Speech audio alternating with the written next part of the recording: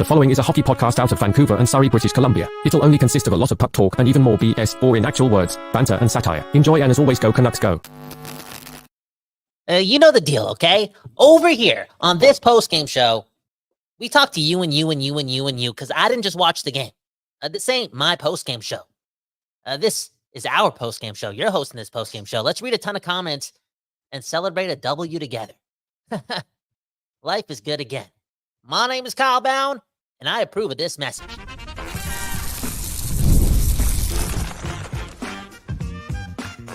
You're Locked On Canucks, your daily podcast on the Vancouver Canucks, part of the Locked On Podcast Network, your team every day.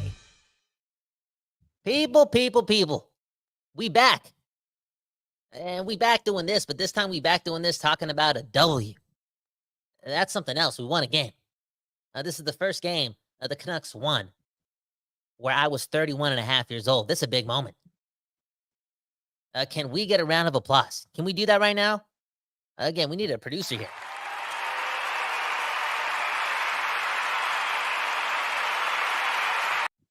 Welcome to Locked On Canucks. One love to the Don't Doze Art Lab for giving us a space to give you this show. And more importantly, one love to you and you and you and you and you and you and you and you. Because, man, oh, man, we got to do this. And that's do this. This post-game show, your comments and your comments only. Let's start now. And let's start with this one, okay? Hey, got to do it. Challenge of the night. I like challenges. I love challenges, okay? And Malcolm, man, saying that it'll be a challenge not to talk about Pettersson for once. Pettersson tried hard the whole game. Pettersson took what he did in the second and third period against Tampa Bay and used it tonight. And I feel as if the whole way through, outside of one or two shifts in the first period, this guy was competing, finishing checks, trying hard. Again, not being the alien of old, but doing whatever it took to make sure the rest of the boys were in the fight. And I know the Florida Panthers, the Stanley Cup champion, Florida Panthers, no Tkachuk, no Barkov. Those are big deals, but those guys are champions, and they play like champions, and they play hard. And the Canucks, with all the noise and not having a win yet, I feel as if they did whatever it took to try to get a dub, and that's what they did. And they did that while, again, facing the champions, and did so while also facing another champion in Sergei Bobrovsky, right? That dude was on one. A lot of other goalies would have allowed about 4 goals to the Vancouver Canucks. Hey, if Lankinen is not a net for the Canucks, the same could be said, right? The Panthers had a ton of chances as well, okay? Look at this. Infamous. Saying the exact same thing, right? Everyone played good, and Lankinen was unreal again. Thank you, Infamous. Man, oh, man. Again, everyone played hard. It was a gritty win. If you heard what Miller said to Dan Murphy after the game, right? They talked about how in the first period, there wasn't that much fight the whole way through. They were losing more battles than not. But afterwards, they treated that like a playoff game. They were going hard in the paint. Shift in and shift out. It was a hard win. A well-deserved win. Both teams kept pushing. Both teams, again, ran into good goaltenders. Speaking of which, Kevin Lankinen. Not Lankinen net. What? Lankinen net. And Kevin Lankinen also just shoving it up my rear end, okay? It's not as if I was not a fan of the Lankinen trade. I just wasn't in love with it like everyone else because I'm a Shelovs guy. And Shelovs, who played really good against Tampa Bay, got to watch Lankinen do great things once again. A pretty perfect start for the dude who just played his second game with the Vancouver Canucks. And winning matters. And winning matters a lot. And he's had 2 really good games. Now he's got 1 win. The Canucks have 1 win. And Lankinen is getting the start on Saturday. That's just the bottom line. Look at this comment from Vancouver is my life. Hey, Vancouver is my life too. And right now my life feels great because I'm addicted to the Canucks. The last time I checked, we won a game. And he's saying that PD was doing little the things, right, that finally make him who he is. The goals will come when all that happens, right? And the goals will come. They almost came for the guy today. And almost is still not necessarily good enough for Pettersson, right? Fine is not good enough. That is just the truth, because we're talking about the Vancouver Canucks. We're talking about the long-term goal. We're talking about, crossing the finish line, reaching our potential. There's still a lot there that needs to be played out, but he's warming up. He's warming up. And I noticed the little things, man. This guy was happy, like a weight was lifted off his back when JT Miller scored that goal. They celebrated closely right at the end of the broadcast on the game side of thing, okay? And that warmed up my heart. Miller kind of alluded to that too, right? I'm paraphrasing, but it sounded as if he said that maybe this win can allow them to be themselves more often moving forward. Look at this comment from Gigatronic. One of the coolest names. Right next to Callum Sandu, who's a part of this community, okay? Anyways, Gigatronic saying, bottom line, because Kyle Bowen said so. That's just the truth. But enough about me, okay? Enough about me. It's about you and you and you and you. Look at this comment from Canuckhead. I believe Pettersson will do way better later in the season. Okay, great. Thank you. Thank you for the optimism. Again, he's warming up. He's Elias Pettersson. We talked about it earlier today with Beggsy. Come on. Compared to Wayne Gretzky, by who? Wayne Gretzky, way back in the day. That's a shot that Gretzky's not missing. Man, oh man. Look at this comment from Raymond Schmielga. Raymond Schmielga. What a name. Lord of the Rings character. Do we have a celebrity in the chat? Locked on Canucks, man.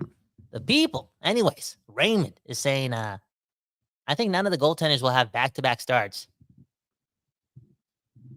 They're going to be trading starts all season long. I could see that happen from time to time, but not when Lankinen is going like this, and not when winning matters. Just swagger, again, the belief, and Shelovs. Again, the recency bias is a thing. It matters in sports. Shelovs was really good against Tampa Bay. A lot of people are blaming him for the Braden Point goal, and I hate that. I hate that statement. A one-timer fed by Jake Gensel, a good pass, going to Braden Point, one of the best offensive players in the NHL over the last 3 to 4 years. A clean look at the net. Again, a one-timer. Boom, bam. Good players pull things like that off. Miller did that in game 1 against that Calgary goaltender, right? You can't blame Shelovs for that. Again, Shelovs played fine, but Lankinen was extremely impressive for 2 games in a row. Winning matters. Let him ride the wave. Got to do it. Got to do it. Man, oh man. Anthem is asking a good question too. I think I've seen a couple from this topic, right? Even NuckFan77 saying the same thing. The first impressions of Brannstrom. It was pretty apparent that Tocchet wasn't going to play him a lot. I feel as if the whole team, including himself, made that mistake when Florida got that mini breakaway. Then it turned into an unbelievable Kevin Lankinen save after the Florida player missed the net. But again, that felt as if it was a collective mistake. All that being said, I think he did. I think he did well. Straight up, Florida plays a hard game. Again, no Barkov, no Kachuk. It wasn't the full Florida team, but that culture there that they've built instills that every game they're giving it their all. Everyone buys into playing big. That's a tough game to play in. And Brannstrom, for somebody who people ridicule, including myself, based on some of the highlights, based on some of the reports too, right? I'm being a phony, reading some taglines about the guy and assuming that he can't take a hit, that he's going to be making mistakes. Those opportunities were around him to do so, and I just feel as if he played a clean game. And again, not a lot of opportunity to play. I wonder what his minutes look like. It did feel as if Tocchet was sheltering him a lot, but when he was on the ice, he was able to pass the puck. You know what I'm saying? And that's important.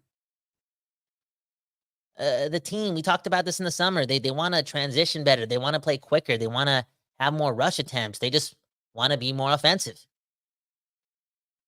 It's hard to do that if 2.5 of the 6 defensemen that you put out daily aren't able to make a clean breakout pass time in and time out. Okay, we're not talking about a team that wants to be in the middle of the league. We're talking about a team that wants to be at the top, and not only offense, but again, the game in general.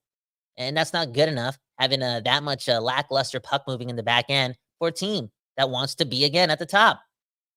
And I'm not saying that Brannstrom is the answer, but the priority for this year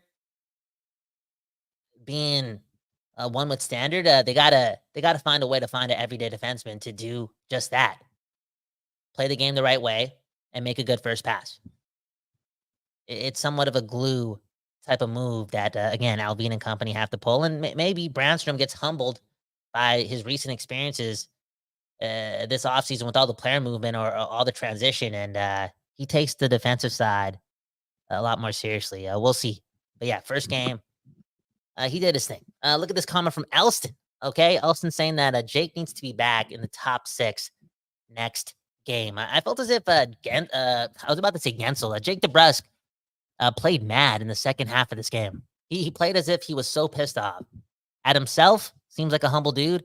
Seems like a courageous dude, right? Built in Boston too. Seems like he was mad at himself for it already getting to this point, right, where he's not the answer for Pettersson. That happened quick.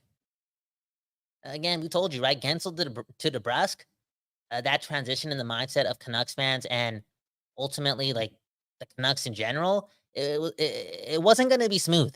And you may not think I'm making sense, but real talk, it wasn't a sure thing that DeBrusk, who's on a different tier than other wingers, okay? Those elite wingers that we talk about Pettersson needing, okay? He's not necessarily that.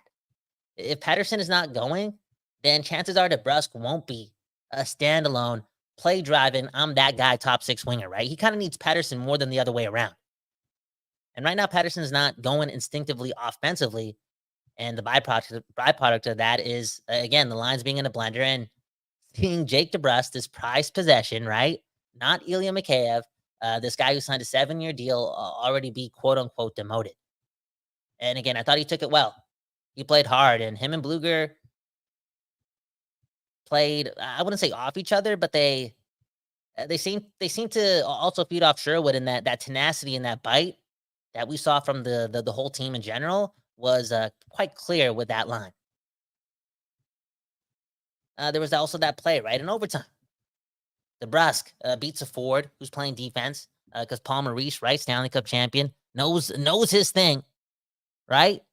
Trying out things, pressing buttons, taking risks. Anyways, DeBrusk does that and goes straight to the net and gets into a little brouhaha after bumping into Bobrovsky, and that was beautiful. You know, big dude using his speed. Go to the net, play hard. We ain't afraid of nothing. And ends up going to the box alongside Rodriguez. 10 seconds later, JT Miller does his thing. Now, how do I end off this point? By this.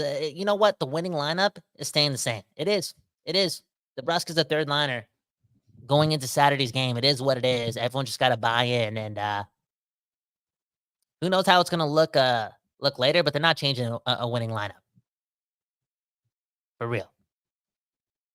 Infamous talk. I'm reading a lot of Infamous's comments, okay? They're just stepping up right into my scene right now. One love to Infamous, man. He's saying the refs were brutal tonight, too. I liked how the refs let it play, man. It was physical.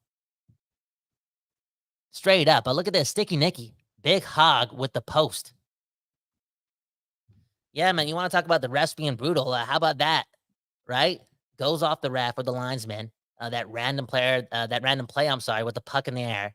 Bounces off the linesman. Turns into a 2-on-1 late in the game for Garland and Hoglander. And Hoglander, after receiving a pass from the great Connor Garland, it's the post. And those two, in the first period, alongside Pettersson, when they seemed to possess the puck in the offensive zone, were on it all game long. They were dogs. They tried hard. Not the perfect game from Nils Hoglander, but again, the compete was there. And also the belief in pretty much the full lineup. The lines were in a blender at some time in the third period, but everyone still played. Everyone was in the fight, including Hoglander and Garland. And yeah, it's so fun to see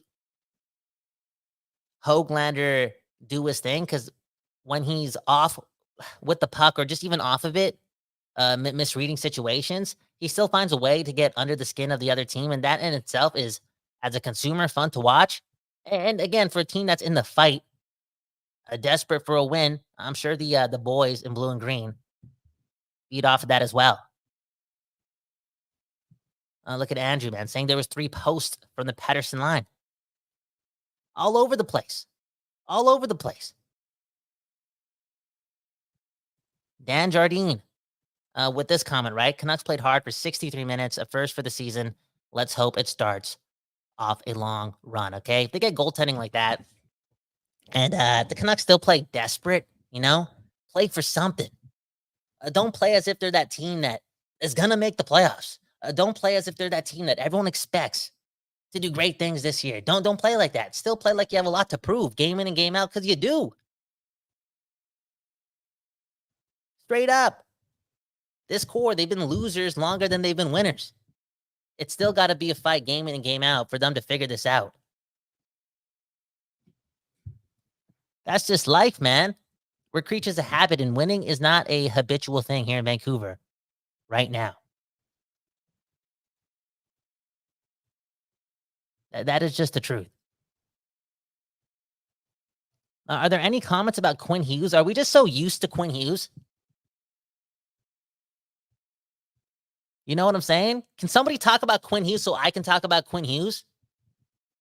That was an all-time performance from him.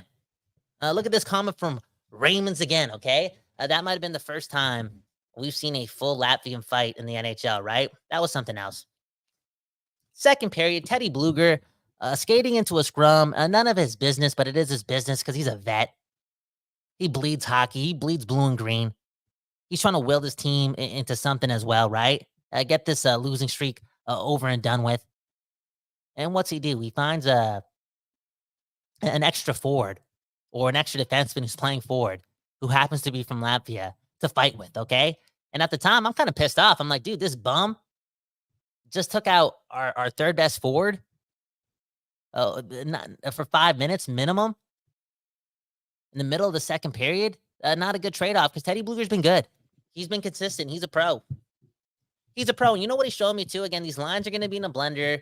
Who knows what's going to happen? I'm confused more than ever. But again, do what you did today and it'll work again. Somehow, some way. I believe that. Because the bounces, like Andrew was talking about, right, with the post, they're going to go the other way. We'll be scoring some goals. All that being said, what Bluger is showing me right now is that there is a sure chance. Yes, a sure chance that at one point, Bluger will get a chance with Garland. And what does that mean? Bluger's going to get a chance to get back with Joshua too. And there's a chance for that line to still be something in Canucks history. You know what I'm saying?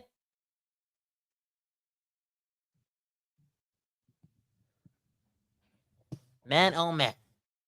Look at this comment from Jason McCoy. Quinn Hughes is not good. He's great because he's reliable, consistent. Every single game, no exception. He tries no exceptions, I'm sorry. He tries his hardest. And he tries to will his team every single time. And sometimes it turns into him doing a little bit too much. Feels as if, again, against Tampa, wasn't the sharpest alongside many other of the best Canucks, right? It is what it is. But in today's game, especially with his goal in the second period, you just saw his desire to make sure, again, that this team was not going to lose. And it's with his ability to not let go of the play, right? Of the style of the offense that he's trying to promote.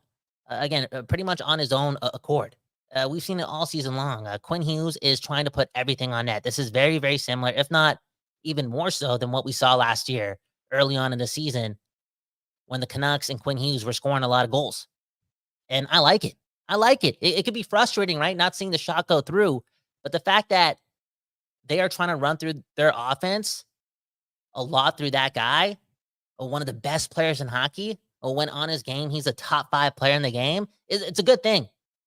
The puck on his stick more often than not in the offensive zone, again, being a priority, makes this team a bit of an outlier in the offensive realm of things, especially when he's on the ice.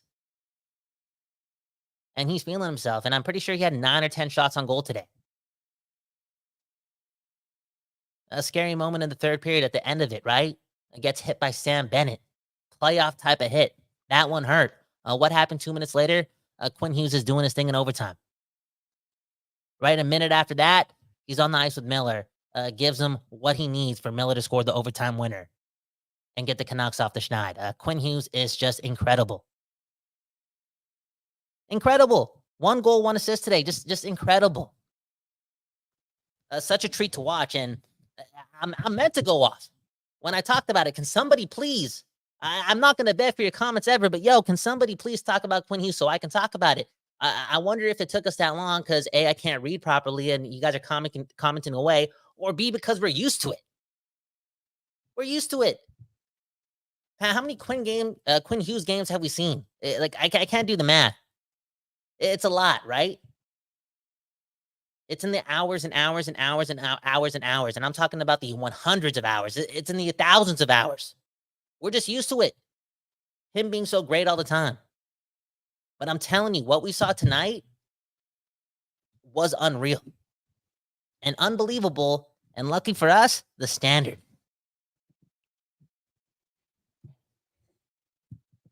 So talented.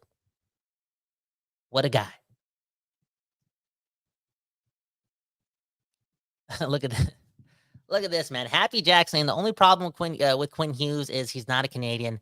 How would Team Canada look with the Hughes brothers? You know, this takes me back, man. Back in the day, early stages of being a Canucks fan, 2002, 2003.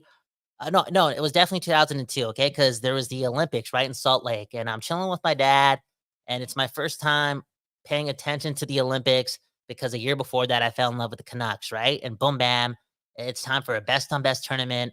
And now my favorite team is Team Canada. And I'm confused why Marcus Naslund is not playing for Team Canada because he played for Vancouver. And, you know, I was like 8.5 years old, whatever the math is. And, yeah, just a bit of deja vu when reading this comment about Quinn Hughes being American. And Quinn Hughes, man, I'm telling you, he's so fun to watch that it would hurt.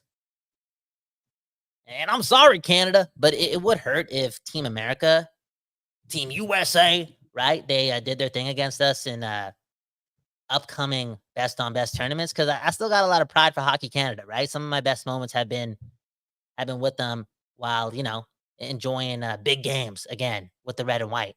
But if America beats Canada, it's going to be due in large part to Quinn Hughes. So there's going to be some appreciation there because in moments like that, and again, the Canucks have made the playoffs once, so it hasn't been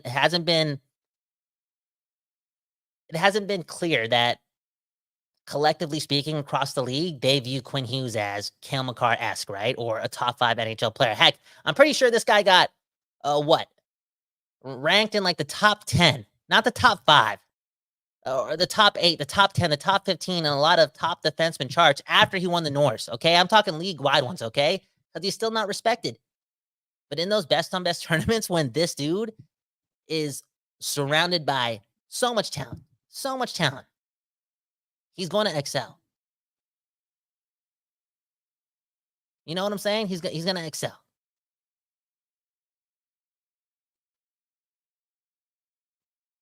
Last comment, okay? That's it. I'm buying a Miller jersey. Yeah, JT Miller, I felt as if the game went on, he was getting better, okay? It still felt as if he was forcing the issue, not being super clean early in that game. But something shifted sometime in the second period, and he was getting in on the forecheck. He was getting in on the aggressiveness of the game, right? He was getting dirty.